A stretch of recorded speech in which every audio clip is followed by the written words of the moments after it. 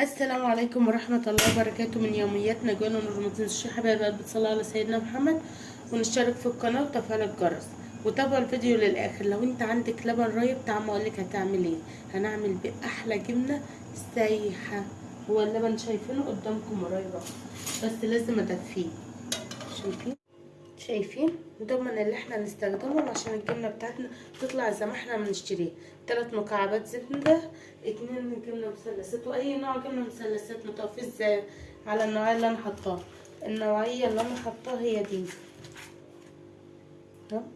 هي دي اللي انا مستخدماها. انا صفيتها بالمنخل ده، هو اكتر منخل هيبقى معاكي حلو. وادي الميه بتاعتها دي الشرشه بتاعتها، تمام. عليكي تعينيها لاي مخبوزات تستخدميها. انا قلتلك انا مستخدمه كيلو بس من الحليب.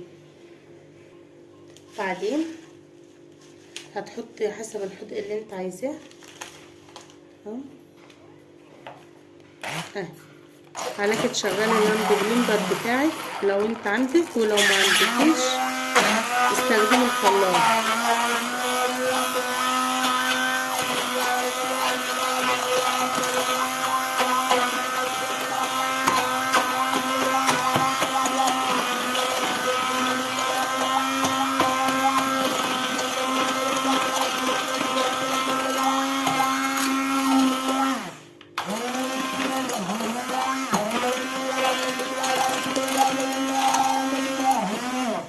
هضربها واوريها لكم في الشكل النهائي في الاخر.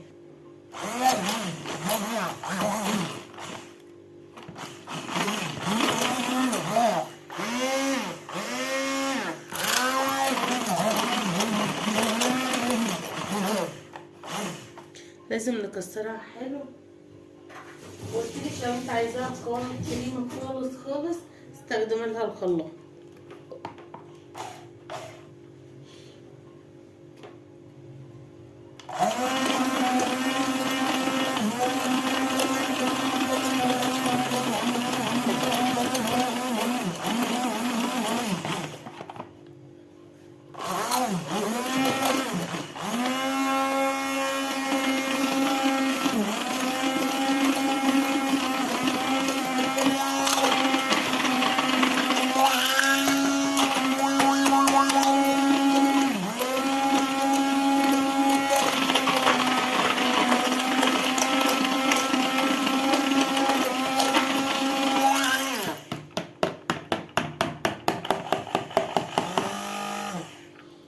هنفضها بقى في برطمان ونسيبها تسقع وناكل منها براحتنا.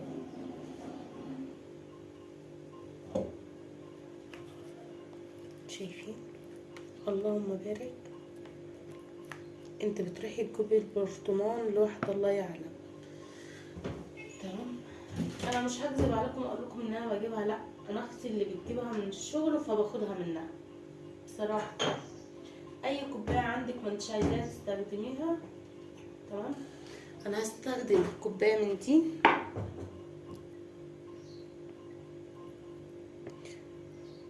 بسيبها تسقع خالص.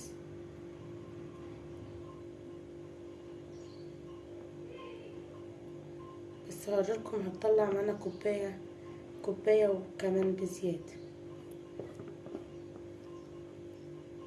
شايفين؟ عايزه بقى تستخدمي انت السمنه اللي هي الزبده يعني براحتك.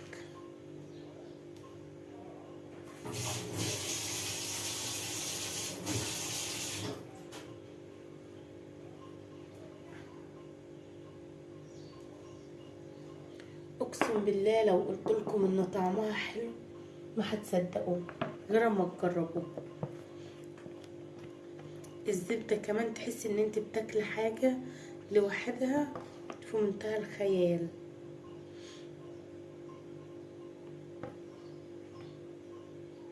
كوبايه مليانه العنب اهي، بس بكيلو سامحونا بقى، بكيلو لبن رايب تقدري تعملي منها. وهي الاطفال وهي رايحه المدارس، حد جاي من الشغل ومستعجل، حد طلع بره كده، تمام.